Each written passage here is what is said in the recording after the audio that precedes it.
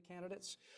So some of the protocol is we will begin with an opening statement from each candidate. We did a coin toss prior to the broadcast to keep as much time as we can in the broadcast for questions. Ms. Morrow won that coin toss, so she will begin with an opening statement in just a moment.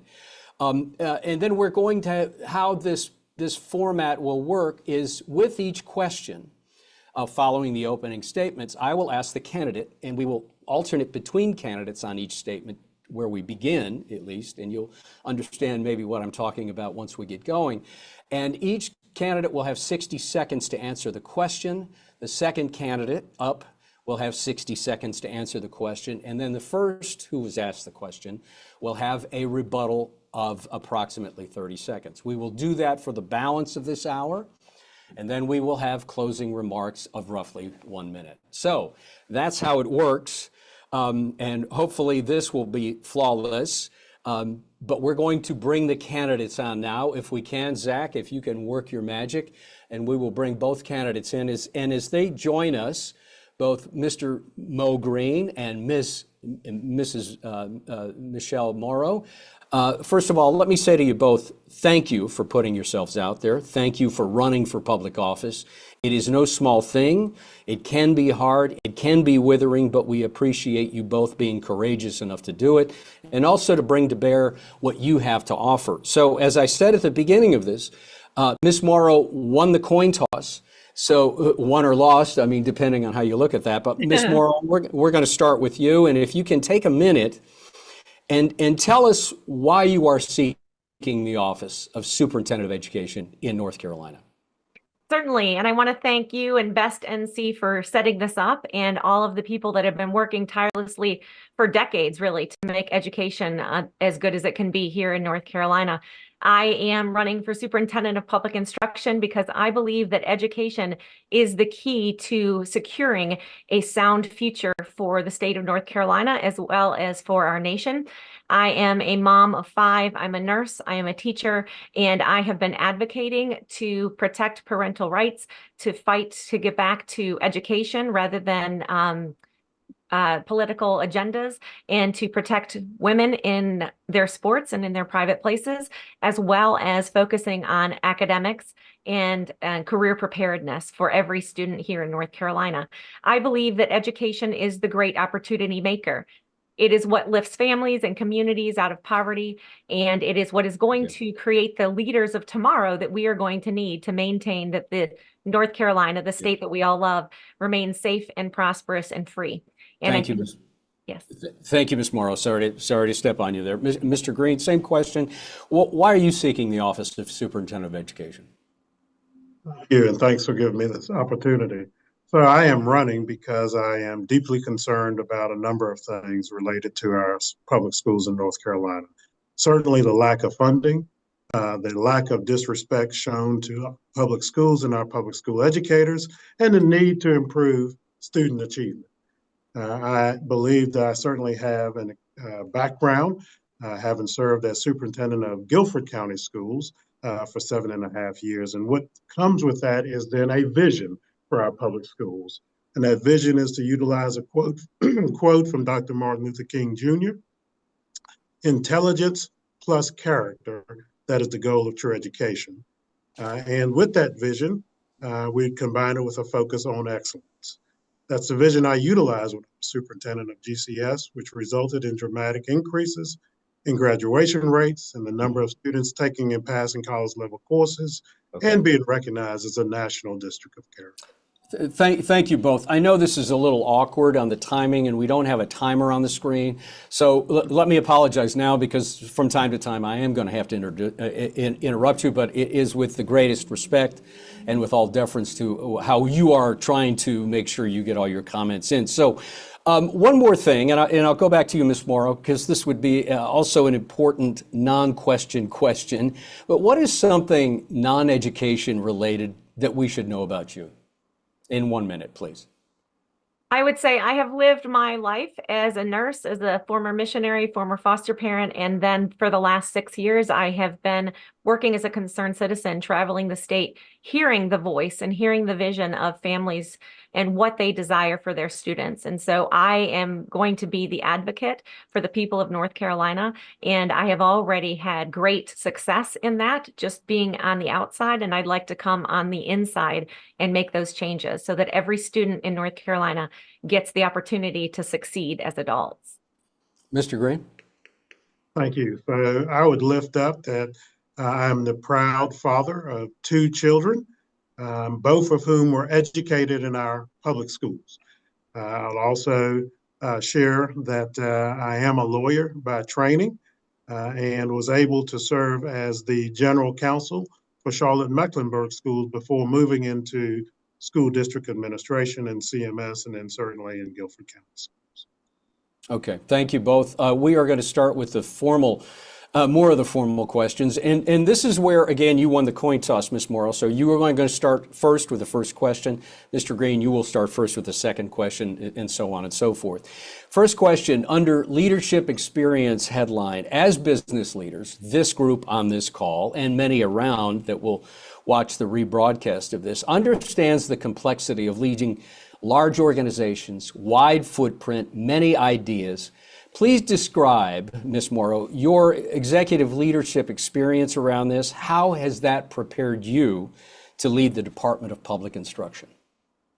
Well, we all know that any executive has got to set a vision, and then they need to find a team of people with like-minded ideas and plans who are experts in their field, as well as you need to empower people to reach their full potential. So what I can say is, having been the only medical professional in the most remote county of the lower 48 states, responsible for the safety and the security of hundreds of people from infants all the way up to adults, I understand full well what it means to have to engage people and to get them to a point where they can make life-saving decisions when it should be necessary. In addition, for the last 6 years, I have been, as I stated, traveling around the state and being an advocate, a legislative liaison, as well as a spokesperson for different organizations in order to empower the people of North Carolina.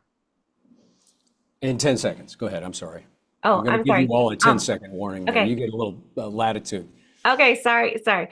And also, as I think the leadership and the vision that I showed in the primary in winning an historic victory over a well-funded and supported incumbent shows that I am able to bring to North Carolina the leadership that is necessary to ensure our children are prepared for life. Okay, thank you. And let me say this too before we go to you, Mr. Green. I am going to give you both a 10-second warning so you at least know it's coming and I don't just abruptly cut you off. But okay. Mr. Green, if you can, go ahead. The same question is, how would your executive leadership experience and how has it prepared you to run DPI in North Carolina? Yes, so I have had tremendous experience, both as the superintendent of Guilford County Schools, which is the third largest district in the state, around 70,000 students, 10,000 employees. Certainly also served as the deputy superintendent of Charlotte Mecklenburg Schools, which would be almost twice the size of Guilford County Schools. So I've had tremendous experience in running major, complex educational organizations, and certainly believe that those experiences will bode well for me to run the Department of Public Instruction. In addition to that, I served as the executive director for the Z. Smith Reynolds Foundation, which is also an organization that in part supports public education, and there was able to lead that organization to a great strategic direction. Thank you, sir. We're going to, instead of going to rebuttal, I do want a follow-up question on both of this. Considering DPI as we know it now, what do you like about DPI right now? What is encouraging about that? Ms. Morrow, we'll go to you first. I think that it's encouraging that we have gone back to phonics. I think that we are doing great. We're making great strides in expanding our CTE programs. I think that we're moving forward in ensuring that our teachers are starting to get the trainings that they need that maybe have been lacking in the past 10 years or so. And I think most of all, what we need is someone at DPI who's going to be able to unite specifically the charter schools and the traditional public schools, because that is one thing that I think think we need to have direct communication and recognize that we all have the same end goal in mind, as that's one thing that I think has been a struggle within the DPI. Mr. Green, what do you like about DPI? Anything specifically?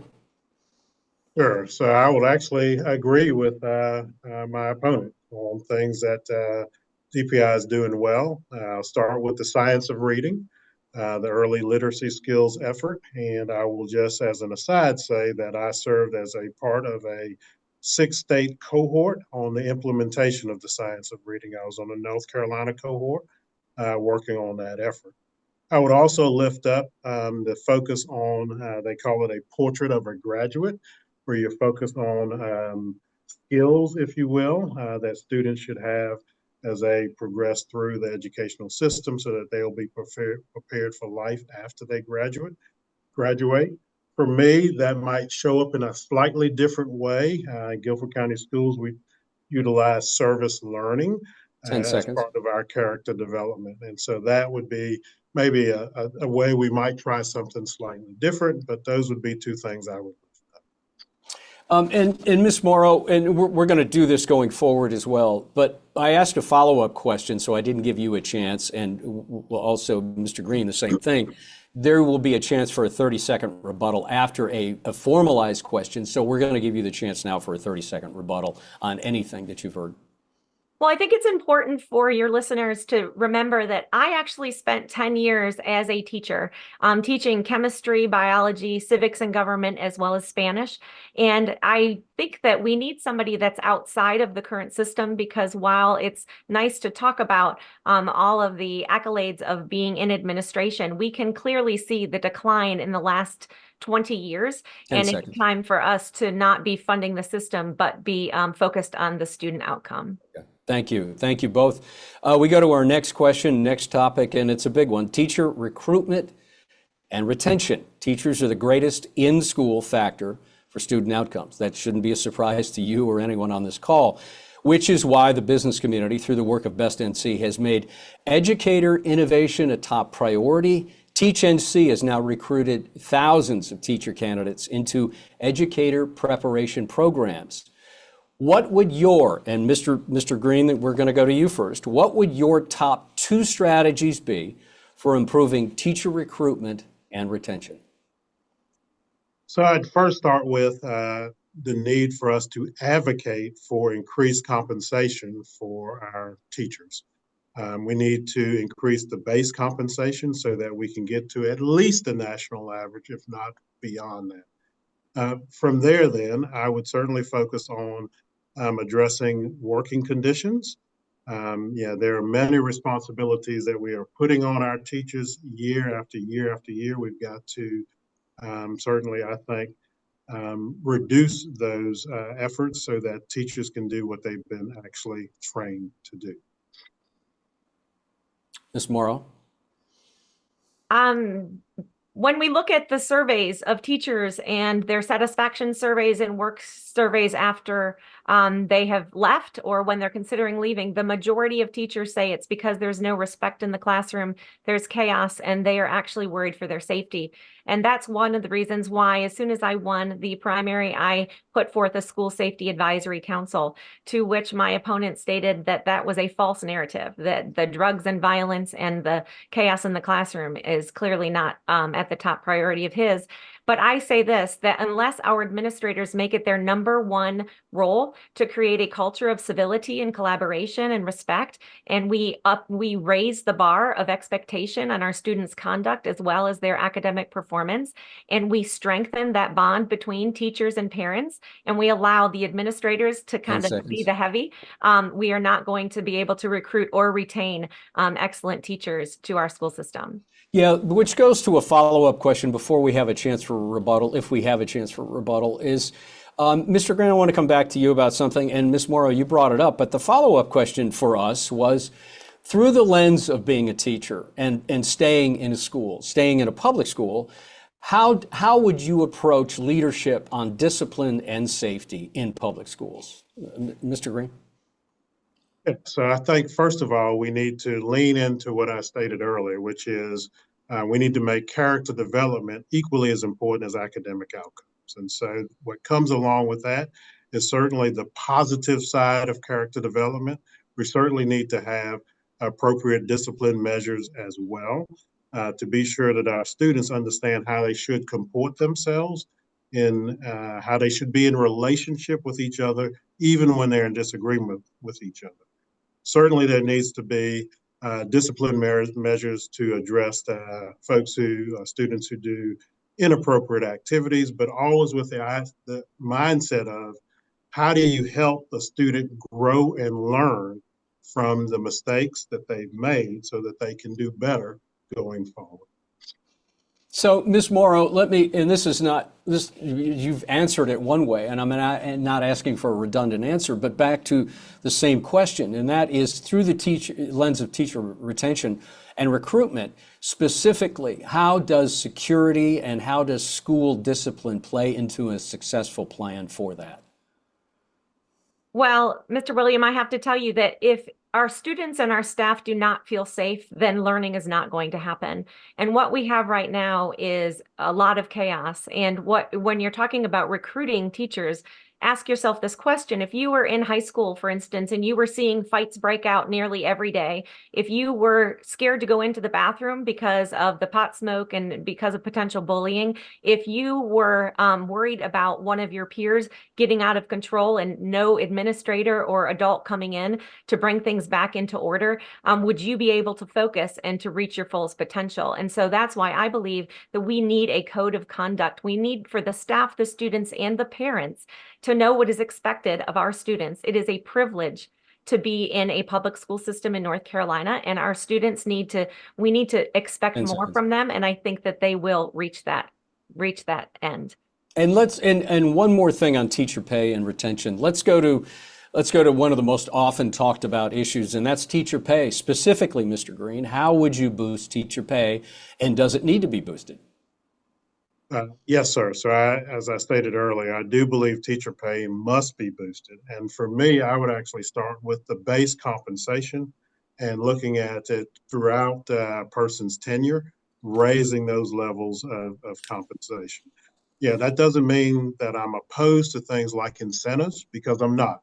I certainly used incentives when I was superintendent of Guilford County Schools to try to also increase compensation for our teachers. But we have got to raise the level of base pay. We find ourselves, depending on the measure, 38th in the country. Sometimes you'll see even lower than that compared to the rest of the country. We have got to spend a lot of effort and time focused on increasing the base compensation for our teachers. Ms. Morrow, what are your specifics around teacher pay increase? I absolutely believe that we need to treat our teachers as the professionals that they are, and there is no reason why a teacher should have to have a second job, because teaching is probably two jobs in one, or even more. They should not be having to provide resources in the classroom. And this is all this problem. We have looked at funding a system rather than funding students and rather than funding classroom resources and the boots on the ground people first and foremost. And that's why I have put forth that as superintendent, one of the first things I will do is an audit, not just of the finances to ensure that they're focused on classroom needs first and foremost, but second, we need to look at programs. And as my opponent stated, there are a lot of teachers that are complaining that they do not have the classroom time to actually get the teaching instruction time done. And so it's time for us to remove any programs that cannot prove academic performance, enhancing character development or career preparedness within our school system. Thank you. I know you both are struggling to stay within the time element, and it's greatly appreciated. Mr. Green, you get the chance for, now that we're through and we're at the end of it, there is a chance for a 30-second rebuttal on anything you've heard, at least in this section around teacher pay and retention. Thank you. And so I'll start with, I believe that we must revere our educators, and that is something that will certainly help us recruit and retain them. It is really troubling and challenging for me to hear someone talk about teachers when this is the very same person who has utilized language and shown a level of disrespect to our educators, calling our public schools cesspools of evil, lies, and deception, and our teachers groomers. To then think that this is a person who could be in charge of leading our teachers is really challenging for me. Thank you, sir. We're going to move on to a similar, but not exactly the same. You both have clearly been in education, but neither one of you have taught in a public school setting per se, large public school setting. How would you bring to bear the experience you have thus far into the idea, and how it qualifies you to enhance the experience for teachers, maybe a little bit more broadly? Ms. Morrow, we will start with you. I have to say that teaching and learning is a lifetime experience. And not only as a nurse did I teach for 30 years on patients and their families, but also having taught students that left the public school system because it was failing to meet their needs. I think my children being in public, private, and in homeschool, as well as myself having graduated from Charlotte-Mecklenburg schools and going through a public university system for my graduation, I see how far we have fallen and how much the system is failing. And it was 20 years ago that there were waiting lists around the state of North Carolina for teachers. They wanted to come here. We had one of the best systems in the state. And unfortunately, we've allowed politics and we've allowed the system to become the focus. And you can hear that in my opponent's statements. It's about funding the system. It's not about creating successful students. And that needs to be the number one focus. And that's what I've done personally with my family and the choices we've made. It's what I've done for other people's families when the system failed them. And it's what I'm going to do for the teachers and the students of North Carolina as your next superintendent. Okay. All right. Mr. Green, same question, and I can repeat it if you'd like. Sure, if you don't mind. The idea was neither one of you have been a teacher in a public school setting per se, but how do you bring to bear your experience in leadership and being in the system to help teachers have a better experience longer term? So I will lean on my experience of having been the superintendent of Guilford County Schools for 7.5 years. In that role, I came in and there was similar criticism made of me when I started, that I had not been in a classroom. But I think it didn't take long for teachers to fully appreciate that I am with them, support them, revere them, and will lift them up, even as I hold them accountable for results. And so then I even look now at the largest teacher association gets to make an endorsement. They could have chose traditional educators. They chose me. When you think about the number of things that we tried to do to support our educators in the classroom when I was superintendent, I think the record would be abundantly clear that I am someone who can be and have shown ways of being very supportive of teachers. Thank you. And Ms. Morrow, you get a 30-second rebuttal on this. The NCAE that Mr. Moe is discussing only represents 11% of the teaching staff in the state of North Carolina. And that reason is because that group has become a completely political entity. And if you watch the last statements of their new president, 28 minutes, never once did she mention academics, safety, or career preparedness for the students. It was all about a political agenda and calling educators to be activists. That is not what the people of North Carolina want, and it's not what the majority of teachers want. They are called to help children to succeed. They don't want to be activists. They want to be educators. Thank you both. We'll move on to a similar topic around teachers, but expand it a little bit. And Mr. Green, you get the first question here. And under the title of school leadership, many teachers, as you know, I'm sure, cite poor school leadership as a primary reason for leaving the profession completely. The North Carolina Principal Fellows Program and our state's new principal compensation model are helping North Carolina schools attract and retain more effective principals, particularly in high schools. But what else can be improved about school leadership specifically to increase retention of effective teachers and raise student achievement ultimately? So first, I'll start with acknowledging the great work that has been done in the ways that you've mentioned, and to remind folks that actually the effort in recruiting and retaining effective leaders actually was an outgrowth of work that I led in part when I was superintendent of Guilford County Schools. We started something called the Piedmont Triad Leadership Academy, which was an effort to try to bring folks into leadership roles who could be effective leaders in our schools. And so I think we must absolutely continue and expand that work. Certainly think that we also then must be sure that we do things like, again, reduce the number 10 of seconds. folks, reduce the number of people who are called upon to be in each of our classrooms so that we can provide more resources to those educators so that they can work most effectively with the school leadership. Thank you. Ms. Morrow, do you remember the question? I can repeat it if you'd like. Yeah, it's about what can our leaders do to improve recruitment and retention of teachers, the Yes, administrators? that's right. Okay, yes. School leaders, yeah.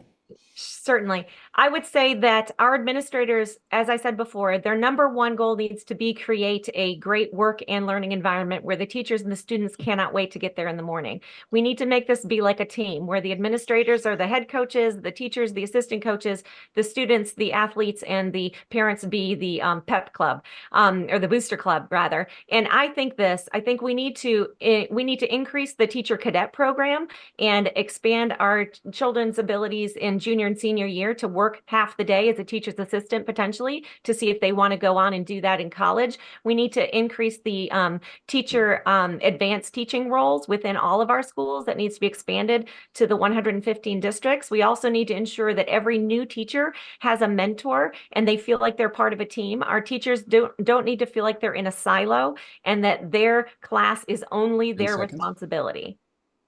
Thank you. And Mr. Green, you have 30 seconds for a rebuttal if you'd like. Sure.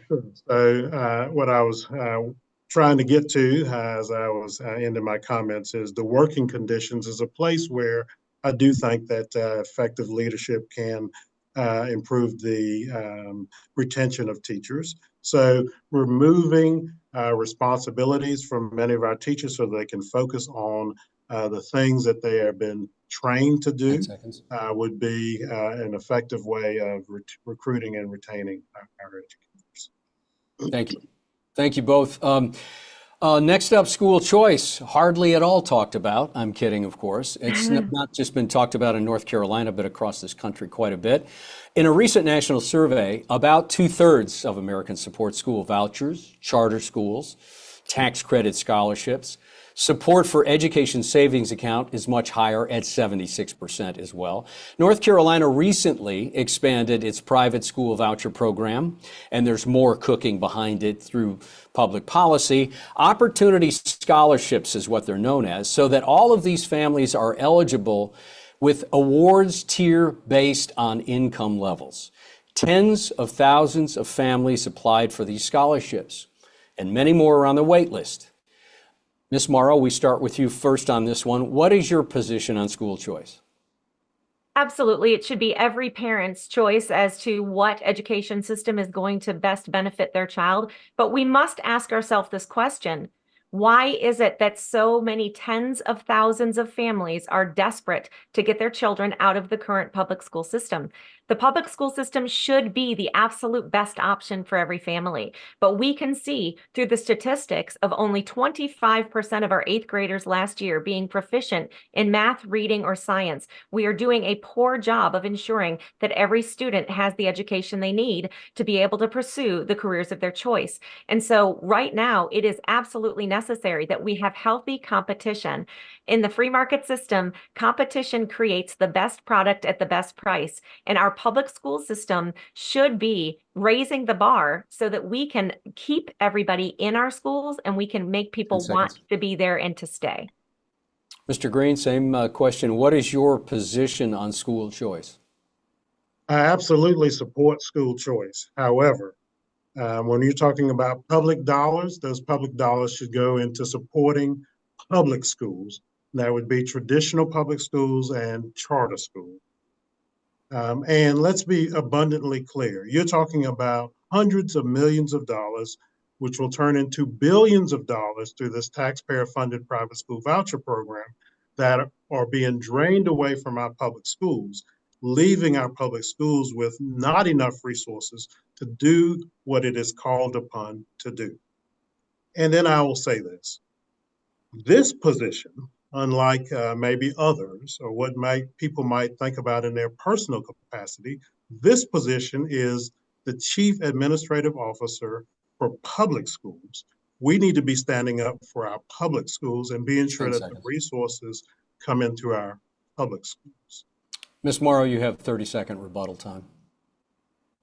Absolutely. So what he just said is absolutely true, because if we look at the history of what has happened in Charlotte-Mecklenburg schools and Guilford County schools, where my opponent was several years ago, and he abandoned them to go and to be the executive director of the most left-wing political group in the entire state, they don't have great success rates. They have an increase in crime and violence and drugs, like the likes of which we've never seen. And so it is imperative that we make our public schools safe and that we focus on scholastics. Yeah, thank you. Sorry for that very short attention on the timing. Apologies. We'll move to the next question around early literacy, and let me make sure I get this timing right. Yeah, Mr. Green, you get this. You get the first question here, which means you'll get the rebuttal after a second or third follow-up. By now, most of us know, and it's not surprising if you're paying attention at all, that reading by the third grade is critical for student success. That is when students shift from learning to read to reading to learn, and yet 68%, more than 2/3 of all North Carolina fourth graders are not proficient in reading the NAEP assessment. There is an effort now to shift our literacy training to one that emphasizes the science of reading. How important you think that is, and how can we ensure all future and current teachers are using this approach? Mr. Green, you're up first. I absolutely think that this shift is a great and important shift to go to the science of reading. As I stated earlier, I actually served on a cohort along with 5 other states to work on the implementation of the science of reading here in North Carolina. Part of what we are called upon to do then is to be sure that we have the kinds of resources necessary to provide the professional development for our existing teachers and new teachers coming in, along with being sure that we are able to work with our schools of education so that they can teach the science of reading even while our students are in college. I think that this will benefit students in the long haul and will make a dramatic difference in not only reading, but in other subjects as well. Ms. Morrow, do you need me to redo the question? If you wouldn't mind. Yeah, no, not at all. So you heard the statistical evidence, I'm assuming, at the beginning of that. The question for you is how do you think, and how important is it for current teachers to use this approach around the science of reading, and where is your role to encourage that? Well, having been a teacher and having 2 children of my own that dealt with reading issues and learning differences, I can tell you that reading is the baseline of all other learning that's going to happen. And so we have got to get back to phonics, and we have to even expand, I think, this whole science of reading probably into the 8th grade, because we do have an entire generation of kids that really have not experienced that, because we walked away from that research backed phonics program. So that's going to be absolutely essential. The other thing we have to do is, in our youngest learners, we've got to take the screens out in front of their faces. They need to have face-to-face interaction. There's a lot of research that proves out that face-to-face interaction in smaller groups, even 30 minutes, 2 or 3 times a week, enhances our children's literacy, not just in math, but in reading, but it also helps their behavior. And let's do a follow-up question. Mr. Green, we'll come back to you. As top of the pyramid in DPI, as superintendent of public instruction, having an opinion and leading a certain way is important. But how do you take the opinion that you both, and in this case you, Mr. Green, how do you take this opinion to lead when there are so many other partners that are part of this process around the science of reading? How do you compel others to see what you see? I will use the strategy that I've used throughout my professional career, and that is listen, learn, and then lead. it's a brand that started in Guilford County Schools called Mo Wants to Know. So the way that I operate is to have conversations with folks, understand where their challenges are with maybe whatever the issue is, see where there are opportunities for us to work together, and then figure out ways to move forward. So that's the way that I would operate regarding the science of reading. I would certainly also be sure that folks understood the data that shows the positive results that comes from this strategy compared to other strategies that we've tried to implement in our state and in other states across the country. And so I do believe that that sort of methodology of the way that I operate will allow folks to come along and be supportive of this effort. Thank you. Michele Morrow, same question for you. As head of DPI is one thing, if you believe strongly in something. How do you convene partners to see the same thing you do around this? Well, I have spoken with teachers throughout the state, and I think we need to go to the teachers who have been at this for 20 and 30 years and have had great success and ask them what has worked best for you with children across all levels of academic skills. And we need to listen to them first and foremost. But the other thing we need to do is there are so many wonderful curriculums out there. We need to look at what other states have done and potentially what other countries are doing. We need to find who has the greatest literacy programs, and we need to just mimic that and duplicate it here in North Carolina. I think we have the skill set in our excellent educators to be able to recreate that here in North Carolina. Mo Green, you get since this is the last question in this, you got the first question. You also get the rebuttal on this for 30 seconds if you'd like. Great, thank you. Where I will lift up is there are certainly things that I think we can do to enhance what we're doing with regards to the science of reading. For example, I think the materials that we are utilizing, I would want them to be engaging for our students. I would think about advancing this effort beyond just the third grade and think about how to get this into our middle school as well. 10 seconds. Lots of struggling readers in our middle schools as well. Thank you. Thank you both. Michele Morrow, you get the first response for the next question, and it is around North Carolina's attainment goal. This is not going to be a surprise to either one of you, I'm sure. North Carolina has set an educational attainment goal of 2 million by 2030. How do you plan, if you are state superintendent of education, how do you plan to ensure we reach that goal and continue to meet our workforce needs well beyond 2030, including collaboration with higher ed and other credential granting organizations? I think that the first thing we need to do is ensure that no child leaves elementary school without mastering reading, writing, and math.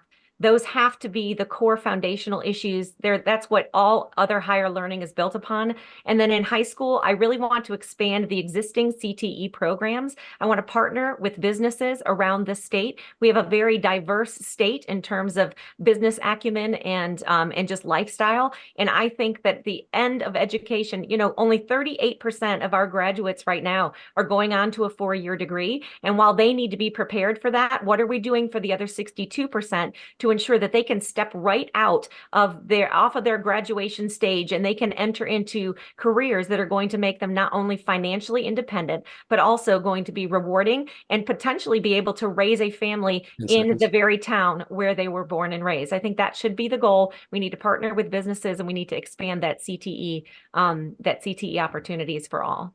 Thank you. Mr. Green, same question. I can repeat it if you'd like. No, I think I've got it. So first of all, I do believe that we have to be sure that we have expectations at a higher level for all of our students. Our students are incredible. We just need to be sure that they can meet the level of expectation that we set for them. And so what does that look like? That certainly looks like trying to be sure that our students are exposed to higher level math opportunities, even while in elementary and middle school, so that they can be prepared to take on more rigorous courses in high school. The same on the reading side, such that our students can take advantage of opportunities for things like additional career and technical education courses. At the same time, take advantage of more college level courses. One thing that I tried to do when I was superintendent is be sure that each of our students was exposed to and encouraged to take a college level course while still in high school. That will allow us to reach the attainment goal that we've set. Thank you. Ms. Morrow, you get a 30-second rebuttal.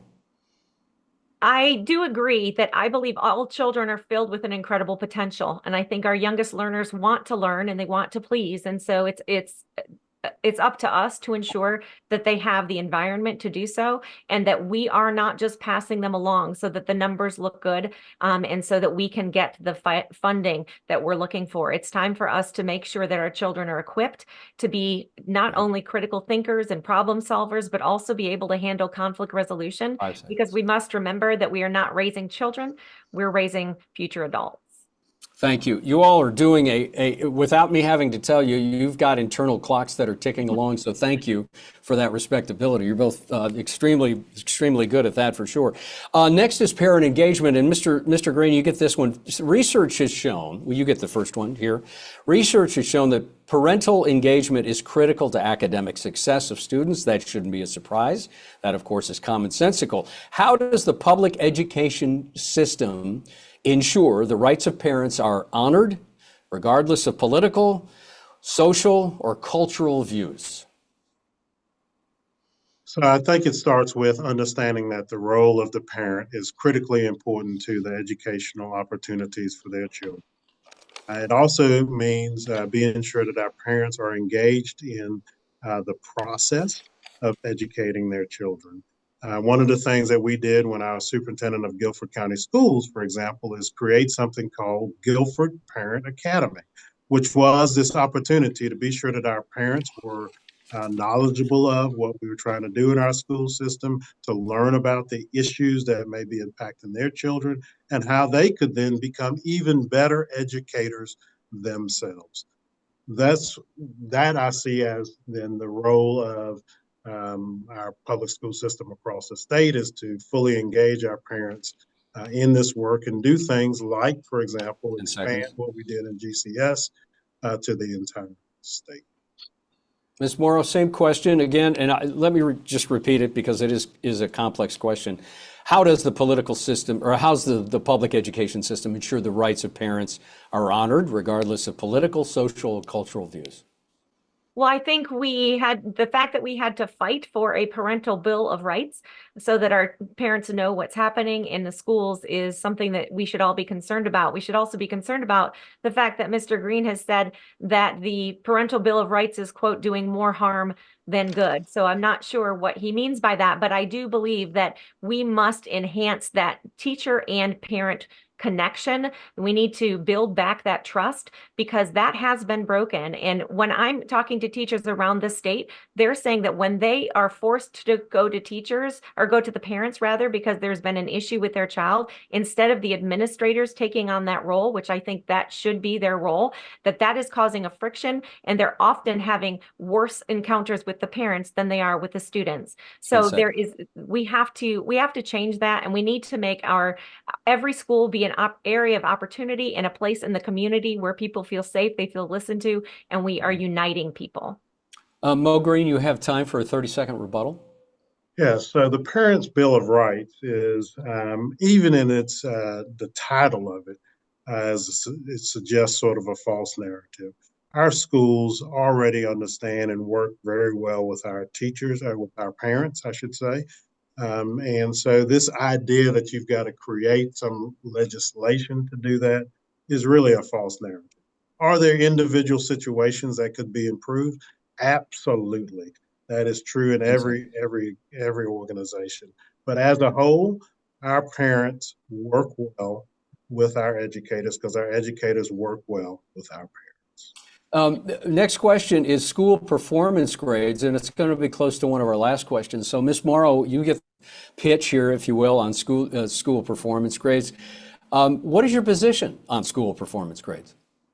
Well, I think the absolute ultimate goal of the public school system is to prepare our young people for life. And so scholastics has got to be at the forefront of that. And we have got to, as we've said many times, raise that bar of expectation. I do not think that children in 2024 are any different than children in 1975, when we had one of the best school systems in the nation. It's time for us to focus on scholastic achievement, on character development, and on holding our children accountable, as well as holding parents accountable, to ensuring that not only are their children in the classroom, because we have truancy rates here that are astronomical, with almost 500,000 of our students every year missing more than a month of school. We cannot expect our teachers to do miracles when the students are not in their seats to be learning. And so it's imperative that we make our schools be about scholastics, character development, and 10 career seconds. preparedness, rather than political and social agendas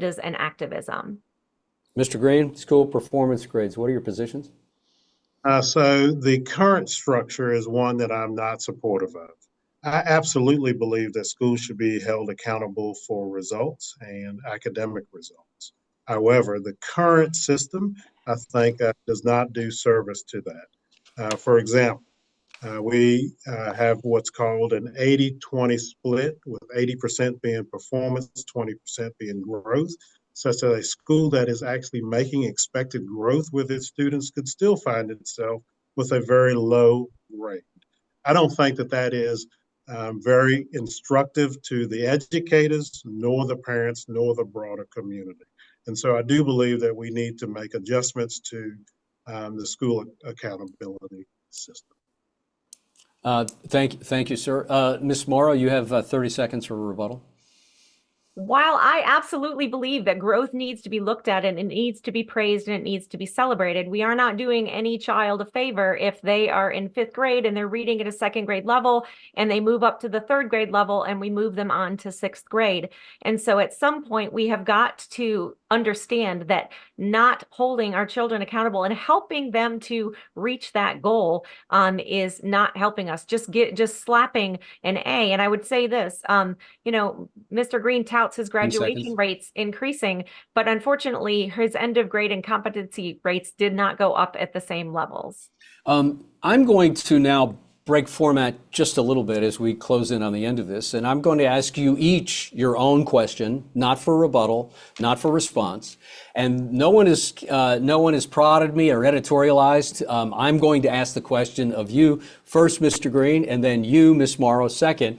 And they're different questions, and they're meant to be thoughtful.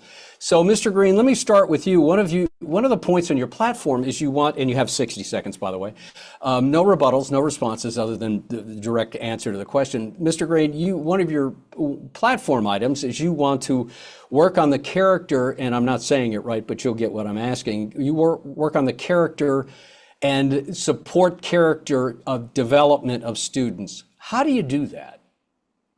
So you do it certainly in the ways that we try to do it in Guilford County schools. So we utilize a set of traits that we wanted to be ensure that each of our students understood and could incorporate into how they comported themselves in schools. And we also then utilize something called service learning, which was this effort to allow our students to be of service to their communities, to understand how that could make a difference in their communities. And at the same time, it developed critical thinking skills, because we actually asked them to think about why they did their service. What could you do to maybe not have that issue be an issue going forward?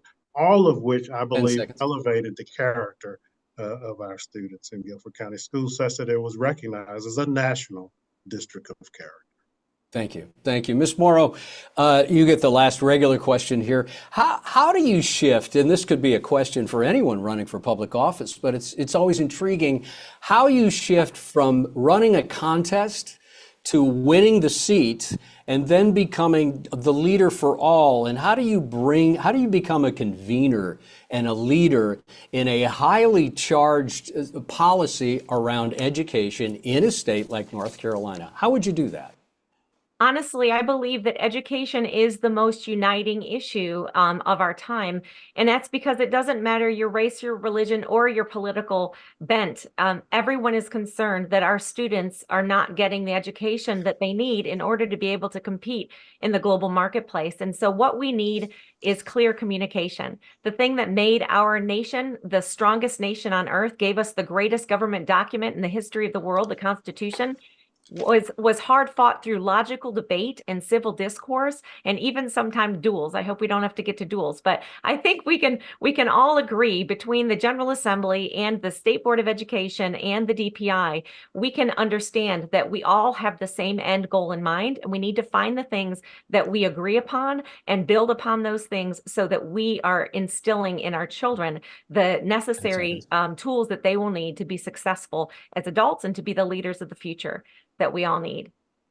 Thank you both. One final thing, and I'm going to ask you both to think of, I'm going to call it one nice thing, but before we go to closing statements, tell us one thing you like about your opponent's platform. And Mr. Green, I'm going to start with you.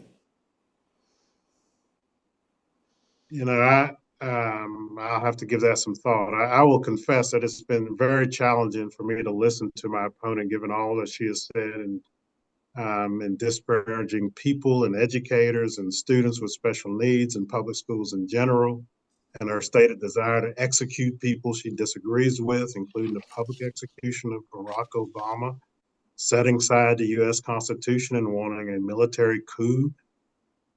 It's hard to come up with something. You know, I think she has certainly said that she wants to have our students achieve at high levels. And so I certainly agree with that, but it's Chris, it's just hard to 10 come, seconds. Given all that she has said. And